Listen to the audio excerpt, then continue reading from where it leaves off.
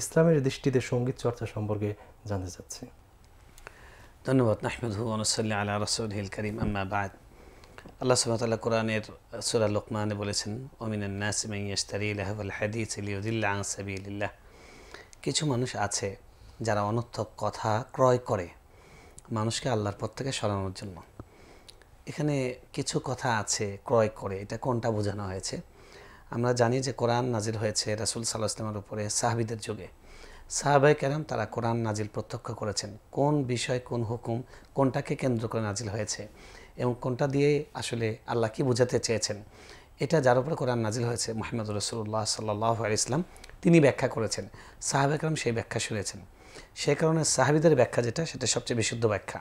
এবং সাহাবীদের মধ্যে ইমামুল মুফাসসিরিন, অর্থাৎ কোরআনের যত ব্যাখ্যাতা আছে পৃথিবীতে তাদের সবার মধ্যে ইমাম রাসূল সাল্লাল্লাহু আলাইহি ওয়াসাল্লামের পরে সবচেয়ে বেশি কোরআন বোদ্ধা তিনি হলেন আব্দুল্লাহ ইবনে আব্বাস রাদিয়াল্লাহু তাআলা আনহু, ওনাকে বলা হয় ইমামুল মুফাসসিরিন।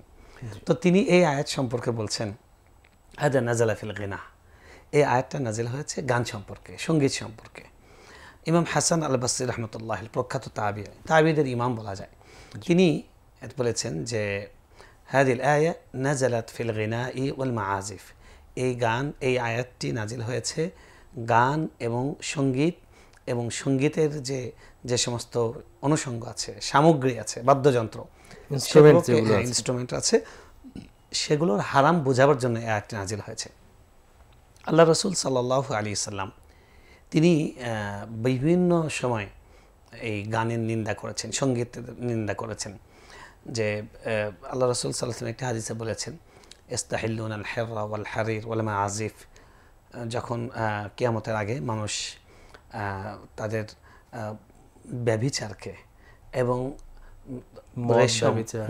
রেশম সেটাকে তারা বৈধ মনে করবে, পুরুষদের জন্য বৈধ মনে করবে, ব্যভিচারকে বৈধ মনে করবে, এবং তারা এই গানকে আল মাআজিফ, সঙ্গীত, বাদ্যযন্ত্র, এগুলোকে বৈধ মনে করবে, এগুলোর ব্যবহার এগুলো মনে করবে। হ্যাঁ, এবং আরেকটা আছে যে রাকিসাত, অর্থাৎ নর্তকীদেরকে সম্মান দেওয়া হবে, গায়িকাদের সম্মান বৃদ্ধি করা হবে, তখন তোমরা কিয়ামতের অপেক্ষা করো। এবং আরেকটা হাদিসে আসছে যে তখন আল্লাহ তাআলা সেখানে ভূমিকম্প দেবেন, সেখানে আল্লাহ তাআলা তাদেরকে ধসে অপমৃত্যু দান করবেন, নাউযুবিল্লাহি মিন যালিক।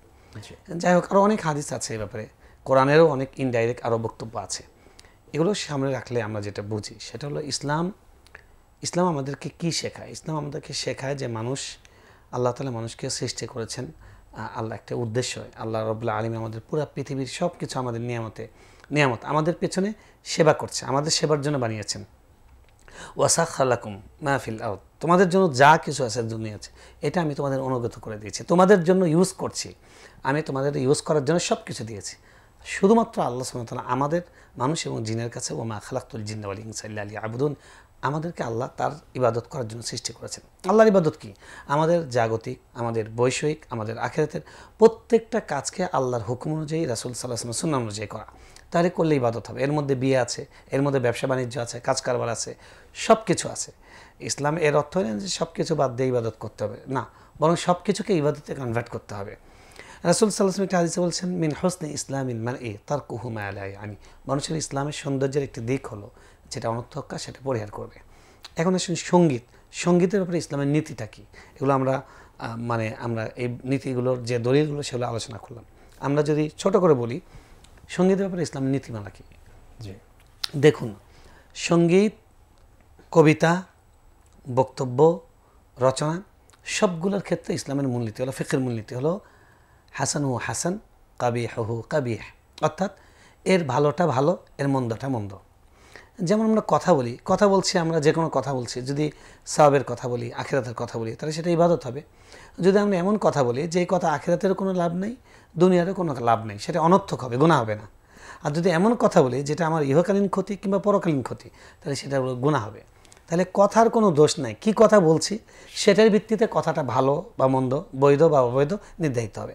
ঠিক কবিতার ক্ষেত্রেও তাই, আল্লাহ কবিদের নিন্দা করেছেন, আশ-শুআরা ইয়াত্তাবিউহুমুল গাবুন, যারা কবি তারা পাগলের মতো তারা বিচরণ করে, তারা এমন সব কথা বলে যেটা তারা পালন করে না। সাহাবীরা কাঁদতে শুরু করলেন, যারা কবি ছিলেন, আল্লাহ তখন প্রশংসা করে আয়াত নাযিল করেন, ইল্লাল্লাযিনা আমানু, যারা ঈমান এনেছে, যারা আল্লাহ রাসূলের সঙ্গে থেকেছে, সেই কবিদের কথা ভিন্ন। তার মানে কি, যারা ইমান এনে তারা এই কবিতার মতো প্রতিভাকে, কবিতার মতো এই যে সাহিত্যের একটি সেক্টরকে, এটাকেও তারা ভালো কাজে লাগিয়েছে। তাদের কথা ভিন্ন, তারা ইমানদার ব্যক্তি, আল্লাহ তাদের প্রশংসা করেছেন। ঠিক সঙ্গীতের ক্ষেত্রেও একই কথাই আসবে। আল্লাহ এখানে দুই ভাগ করেছেন। হ্যাঁ, সঙ্গীতের ক্ষেত্রে একই কথা আসবে যে সঙ্গীত আপনি কি জিনিসটা মেসেজটা দিচ্ছেন। সঙ্গীত তো কথা, কথাটার মধ্যে সুরারোপ করা হয়। তো এই কথাটা কি, কথাটা যদি এরকম হয় যে কথাটা বলা বৈধ, তাহলে সেটা বলা বৈধ, সেটা কবিতা দিয়েও বলা বৈধ, সেটাকে সুরারোপ করেও বলা বৈধ। যদি কথাটা এমন হয় যেটা বলা বৈধ নয়, যেমন ধরেন আপনি বলছেন ওই যে একটা গান আছে যে ভালোবাসা এত বড়, জীবন তত বড় নয়, তোমার ভালোবাসা কি চোখ অন্ধ হয়ে যেতে চায়, এরকম একটা সঙ্গীত আছে। যাই হোক, হ্যাঁ, তো এখন এটা কি ধরনের কথা? মানে একটা নারীকে ভালোবেসে তার যদি তাকে দেখতে না পারে, তোমার আমার চোখটা যেন আল্লাহ নিয়ে নেয়, বিধি আমারে চোখ অন্ধ করে দাও। হ্যাঁ, তো এই যে এই ধরনের কথা, এটা তো মানে একটা মানে জৈবিক ভালোবাসা, যেটা বিবাহ বহির্ভূত ভালোবাসা। এই ভালোবাসার দিকে মানুষকে উদ্বুদ্ধ করা হচ্ছে, মানুষকে এটাতে ইমপ্রেসড করা হচ্ছে, অবৈধ সম্পর্কে উস্কে দিচ্ছে। তো আল্লাহ রাব্বুল আলামিন কোরআনে জেনাকে হারাম করেছেন এবং জেনার যত মানে অনুঘটক আছে সবগুলোকে হারাম করেছেন। ওয়ালা তাকরাবুজ জিনা, জেনার কাছে যেও না, সেজন্য এটা হারাম হয়ে যাবে। এখন গানের মধ্যে আপনি বলছেন যে আসো আমরা দেশকে ভালোবাসি, আসো আমরা মাকে ভালোবাসি। অনেক মাকে নিয়ে গান আছে, তো বাবাকে নিয়ে গান আছে, তারপরে আমার মানুষ হিসেবে আমার দায়িত্ববোধ আছে, শিশুদেরকে নিয়ে গান হতে পারে, কোরআন নিয়ে গান হতে পারে, হাদিস নিয়ে গান হতে পারে, যুদ্ধবিরোধী গান আছে, যুদ্ধ নিয়ে গান হতে পারে।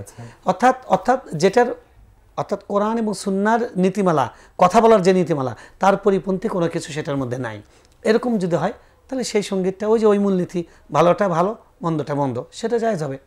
কিন্তু হারাম কোনটা? হারাম হলো যে কোনো কথা যেটাতে সুরারোপ করা হবে, মিউজিক দেওয়া হবে, সেটা হারাম, মাজিফ। এ ব্যাপারে পৃথিবীর সব আলেমরা একমত যে মিউজিক যেটা সেটা হারাম। কিন্তু গান সঙ্গীত সেটা কোনটা হালাল কোনটা হারাম, এটার জন্য মূলনীতি। তো আরেকটা জিনিস, গান সঙ্গীত যেটা বৈধ, কিন্তু এটার মধ্যে বাইরের কিছু অ্যাড করা হয়েছে যেটা অবৈধ। যেমন ধরুন একজন পরনারীকে দিয়ে বলানো হচ্ছে, একটা যুবতী নারী, তিনি গান গাচ্ছে, আল্লাহকে নিয়ে রাসূলকে নিয়ে ভালো কনসার্টের মধ্যে গান গাচ্ছে। তো ওনার কথাটা বৈধ, গানটা বৈধ, যিনি গাচ্ছেন তার জন্য বৈধ নেই, এটার কারণে এটা অবৈধ হয়ে যাবে। তো সুতরাং গান ফিনাফসিহি বা গান জিনিসটা, সঙ্গীত জিনিসটা ইসলামে বৈধ যতক্ষণ পর্যন্ত ইসলামের নীতিমালা লঙ্ঘিত না হবে। এখন এটা কোরআনে হাদিসের যা আছে তার সান্নিধ্যাস।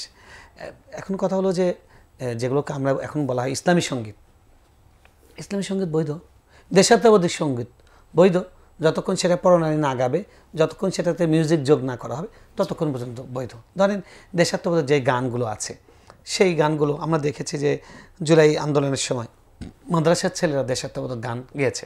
গতকালকে না পরশুদিন জানি দেখলাম একটা গান ভাইরাল, আমাদের দেশের খুব বিখ্যাত একটা গান, জন্ম আমার ওই যে মা গো, একটা গান আছে না, তো একটা মাদ্রাসার ছাত্র সে গাচ্ছে সুর ছাড়া, খুবই সুন্দর, সেটা টাচ করে, সমস্যা নেই, সেটাতে কোনো না জায়েজের কিছু নেই। তো তাহলে সঙ্গীতের ব্যাপারটা হলো যে সঙ্গীত, কোন সঙ্গীতটা বৈধ, যেটার মেসেজটা বৈধ, যেটার কথাটা বৈধ, আর যেটাতে মিউজিক নাই, যেটাতে পরনারী নাই, কিংবা যেটার মধ্যে কোনো আর শরীয়ত পরিপন্থী কোনো কিছু নাই, সেই গানটা বৈধ। এখন ধরুন ইসলামী সঙ্গীত অবশ্যই বৈধ, ইসলামী সাহিত্য অবশ্যই বৈধ, ইসলামী সঙ্গীত নাম দেওয়া হয়েছে, কিন্তু সেখানে মিউজিক আরোপ করা হচ্ছে, অবৈধ। টুপি মাথায় দিয়ে গাইলেও অবৈধ হবে, দাড়িওয়ালা গাইলেও অবৈধ হবে। তো এখন আমাদের আবার এমন কিছু গান আছে মানে আল্লাহ এবং রাসূলকে নিয়ে, যেমন শিরকি কথা আছে, হ্যাঁ, ভুল তথ্য, ওই যে বললাম যে অতিরিক্ত বাইরের কোনো দোষের কারণে, এটাকে ফিকের পরিভাষায় বলা হয় কাবিহ লিগাইরি, অর্থাৎ জিনিসটা ভালো কিন্তু এটা মন্দ, অন্য বাহির থেকে মানে মন্দ কিছু যোগ হবার কারণে এটা মন্দের কাতারে পড়ে যায়। তো এখন কথার মধ্যে উনি বলছেন, যেমন রাসূল সাল্লাল্লাহু আলাইহি ওয়াসাল্লামের সামনে একজন শিশু কবিতা গাইছে, সাহাবীরা কবিতা গাইছে প্রশংসা করে, ওয়াফিনা নাবিয়্যুন ইয়ালামু মা ফি গাদিন, আমাদের মধ্যে একজন নবী আছেন যিনি আগামীকাল কি হবে তিনি জানেন, নাউযুবিল্লাহ। তখন তিনি বাধা দিয়েছেন, উনি বলছেন লা তাতরুনি কামা আতরাতিন নাসারা ইবনে মারইয়াম ইন্নামা আনা আব্দুল্লাহ ওয়া রাসূলু। তোমরা ইবনে মারিয়াম অর্থাৎ ঈসা আলাইহিস সালামের ক্ষেত্রে খ্রিস্টানরা যেরকম তার প্রশংসা করতে করতে তাকে আল্লাহর পুত্র বানিয়ে ফেলেছে, নাউযুবিল্লাহ, তোমরা এরকম আমার প্রশংসার ক্ষেত্রে বাড়াবাড়ি করো না, আমি হলাম আল্লাহর গোলাম এবং তার রাসূল। সুবহানাল্লাহ। তাহলে এখানে দেখা গেল যে তিনি এখানে বাধা দিয়েছেন।